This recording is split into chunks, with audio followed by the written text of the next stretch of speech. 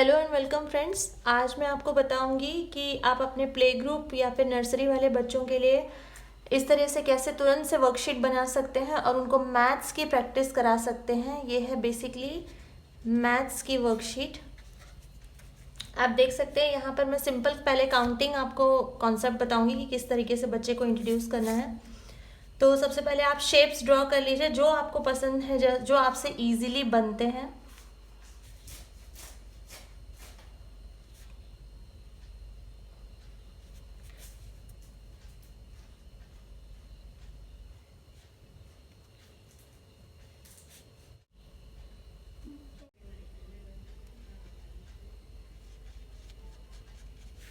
जो शेप आपको अच्छा लगता है या जो आपसे ड्रॉ करते बनता है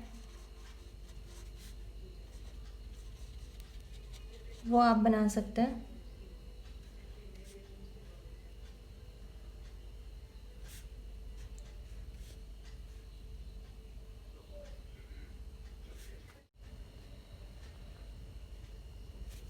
इस तरीके से आप शेप मैं आपको 1 to 5 बता रही हूँ, आप 1 to 10 या आप जितना आप बच्चे को प्रैक्टिस कराना चाहते हैं उस हिसाब से बना सकते हैं। उसको यहाँ काउंटिंग सिखा सकते हैं। जैसे ये 1 है तो आप यहाँ पे 1। अगर मान लीजिए आपका बच्चा बहुत छोटा है, वो खुद से नहीं लिख पा रहा है, तो आप उसको इस तरह से डॉट्स बनाकर दे सकते हैं, वो ट्रेस कर लेगा।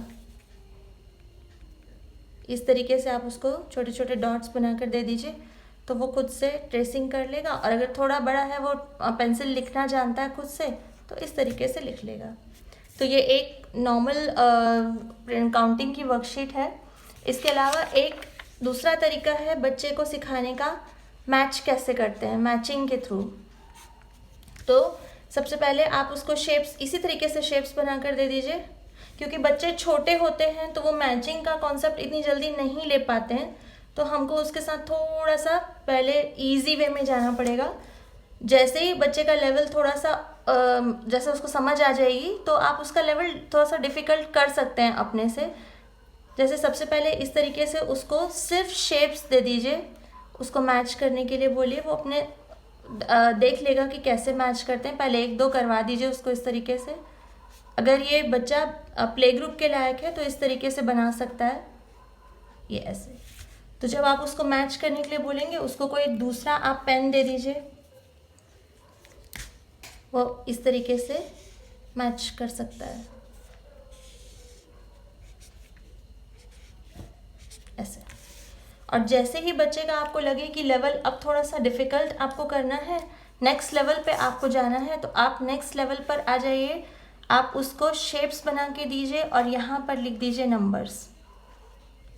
तो वो नंबर्स काउंट करके मैच करना सीख जाएगा। पहले तो वो सिर्फ एक जैसे देखेगा, पिक्चर्स मैच करेगा, उसके बाद थोड़ा सा उसको समझ आ जाएगी तो आप यहाँ नंबर लिख सकते हैं। फिर अब जैसे ये 1 है तो ये 1, तो वो इस तरीके से मैच कर लेगा। एक और तरीका जो मैं आपको बताना चाहती हूँ, ये तो 3 तरीके हो गए समझाने के।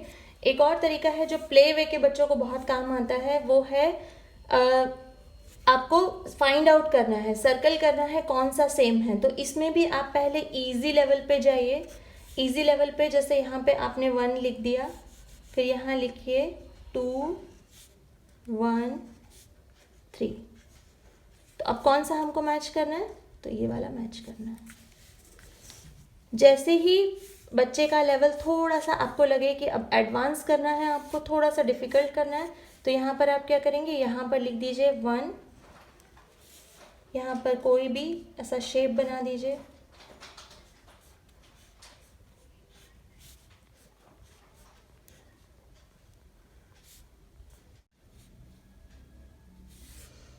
तो अब वो ऑब्जेक्ट काउंट करके 1 2 2 1 1 2 3, तो यहाँ पे उसको मैच कर लेगा। तो ये इजी, ये थोड़ा सा डिफ़िकल्ट तरीका। एक आप और एक्टिविटी करवा सकते हैं अपने बच्चे को। जैसे आपने यहाँ लिख दिया 1, यहाँ लिख दिया 2 3, आप उससे ऑब्जेक्ट्स के थ्रू इनको बताइए कि कैसे करते हैं। तो जैसे अभी मेरे पास ये 1 है, तो मैं यहाँ पर क्या करूँगी, मैं यहाँ पर एक सेफ्टी पिन लगा दूँगी। ये मैंने एक साइड पे पिन लगा दी। फिर उसके बाद यहाँ पर है 2, तो मैं यहाँ पर लगा दूँगी 2 बिंदी इस तरीके से। फिर उसके बाद यहाँ पर है मेरे पास 3, तो मैं क्या करूँगी, स्टिकर है मेरे पास तो मैं स्टिकर लगा दूँगी, जैसे 1 2, कोई भी आप ले सकते हैं, 3 इस तरीके से। फिर 4 है, तो यहाँ पे मेरे पास है ये प्रेस बटन्स, जो आपके पास अवेलेबल हो आप वो लगा सकते हैं।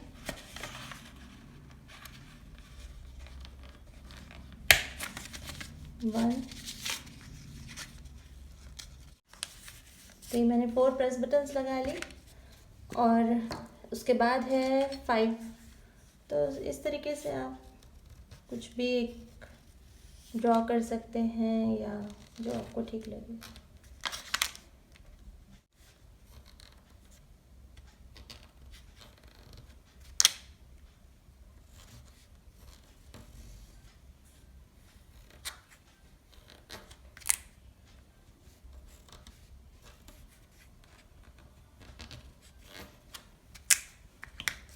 इस तरीके से। तो आप चाहें तो यहाँ पे बच्चे के लिए ऐसे स्माइली बना दीजिए, उसको भी अच्छा लगेगा। तो आपके पास अगर कुछ भी नहीं है तो आप अलग अलग तरह की बिंदियाँ ले लीजिए, स्टिकर लगा दीजिए, एक बार बिंदी एक बार स्टिकर, सेफ्टी पिन सबके घर में अवेलेबल होती है। तो इस तरीके से आप उसको ऑब्जेक्ट्स के थ्रू एक्टिविटी करा सकते हो, उसको बहुत अच्छा लगेगा, काउंट करना सीखेगा। और जब एक बारी वो इस तरह से ऑब्जेक्ट लगा दे तो यहाँ पर आप उसको बोलिए अब काउंट करके लिखो, जैसे 1 है तो वो खुद से यहाँ पे 1 लिखेगा। पेंसिल पकड़ा दीजिए, उसको कलरफुल पेंसिल्स दे दीजिए, क्रेयॉन दे दीजिए, यहाँ 2 लिखेगा, यहाँ 3 4। तो इस तरीके से वो ऑब्जेक्ट थोड़ी देर एंगेज रहेगा, ऑब्जेक्ट्स लगा देगा, उसको फिर काउंट करेगा, फिर लिखना शुरू करेगा।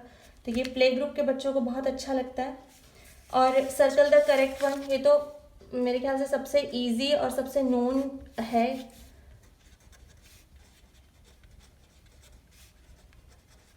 एक और तरीका ये मैं बता रही हूँ, आपको जो ऑब्जेक्ट अच्छा लगता है, जैसे आपको स्माइली अच्छा लगता है आप स्माइली बना लीजिए।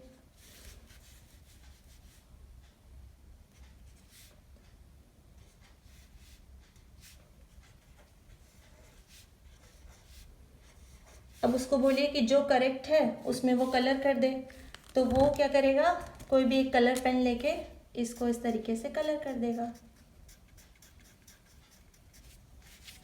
या फिर टिक करवा दीजिए। इसी तरीके से आप और भी ऑब्जेक्ट बना सकते हैं जो आपको अच्छा लगे।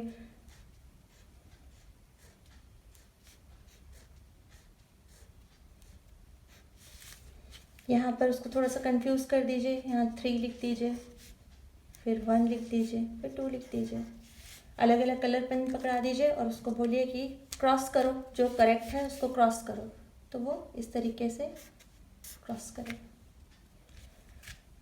अलग अलग इंस्ट्रक्शन देते जाइए हर बार कि जो करेक्ट है उसको टिक करो या कलर करो, करेक्ट है उसको क्रॉस करो, तो he will get the instructions, समझेगा कि किस तरीके के इंस्ट्रक्शंस को फॉलो करने हैं, तो वो उस तरीके से धीरे धीरे उसके प्रैक्टिस में आ जाएगा। तो ये तरीके हैं बच्चों को सिखाने के। नर्सरी या जो प्ले वे वाले बच्चे भी हैं उनको भी आप इस तरीके से सिखा सकते हैं। तो अगर आप चाहते हैं ये वर्कशीट मुझसे लेना तो आप मुझे मेल कर सकते हैं, मैं आपको इनके स्कैन डॉक्यूमेंट्स आपको वापस मेल कर दूँगी, आप इसके प्रिंट आउट निकाल सकते हैं। और अगर आपको ये तरीका अच्छा लगता है, आप खुद बनाना चाहते हैं, तो आप इस तरीके से खुद बना सकते हैं। तो अगर आपको लगता है कि ये वीडियो आपके लिए थोड़ा सा भी यूज़फुल है तो प्लीज़ मेरे चैनल को सब्सक्राइब कीजिए और वीडियो शेयर कीजिए और प्लीज़ मुझे कमेंट करके बताइए। Thank you, thanks for watching.